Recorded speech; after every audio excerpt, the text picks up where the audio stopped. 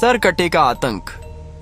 एक छोटे से गांव का से जिसका नाम था कतुलिस्तीवा। ये गांव के लोग बहुत खुशहाल जीवन जीते थे, लेकिन फिर एक दिन सब कुछ बदल गया। गांव में रात के समय अजीब घटनाएं होने लगी। पशु डर कर भागने लगे। धीरे धीरे गांव वालों को महसूस होने लगा कि कोई अनजानी परछाई अब गांव में मंडराने लगी है। एक रात गांव के उत्तर दिशा में बने एक घर से चीख की आवाज आई। लोग दौड़े, लेकिन जब वहां पहुंचे तो वहां केवल एक बच्चे की लाश मिली। उसके चेहरे पर भय की छाप थी, मानो वह मरते समय भी कुछ कहना चाहता हो। धीरे धीरे गांव में फैल गई एक भयानक अफवाह। एक सरकटा आदमी रात को गांव में आता है। वो हर रात किसी घर का दरवाजा खटखटाता है, और जो बच्चा बाहर आता है वह फिर कभी नहीं लौटता। लोग इसे अंधविश्वास मानकर नजरअंदाज करने लगे, लेकिन फिर एक और बच्चा मारा गया, फिर एक और। अब यह सिलसिला हर रात का बन गया। हर रात जैसे ही घड़ी 12 बजती, गांव में सन्नाटा फैल जाता। हर घर का दरवाजा बंद कर दिया जाता। ठक ठक ठक ठक कोई जोर जोर से किसी घर का दरवाजा पीटता। उसके बाद बस चीख सुनाई देती और फिर सन्नाटा। सुबह गांव के चौराहे पर एक और मासूम की लाश पड़ी होती। गांव वालों का धैर्य अब टूट चुका था। एक सुबह वे सब मिलकर पास के थाना पहुंचे। उन्होंने इंस्पेक्टर रवि सिंह को सब कुछ बताया। इंस्पेक्टर ने पहले इसे मजाक समझा। अरे भूत वूत कुछ नहीं होते, किसी सिरफिरे कातिल का काम होगा। गांव वालों ने बच्चों की तस्वीरें, घटनाओं का क्रम और सबूत दिखाए। इंस्पेक्टर थोड़ा गंभीर हुआ और कहा, ठीक है, आज रात मैं खुद गाँव में पहरा दूंगा। अगर सच में कुछ है तो सामने आएगा। रात करीब 12:15 पर इंस्पेक्टर रवि गांव पहुंचा। गांव शांत था, मगर आसमान में काले बादल थे। हवा चल रही थी और हर तरफ डर का माहौल। तभी ठक ठक ठक ठक एक कच्चे घर का दरवाजा जोर से पीटा गया। इंस्पेक्टर ने अपनी बंदूक उठाई। अचानक एक परछाई सामने आई। बिना सिर वाला आदमी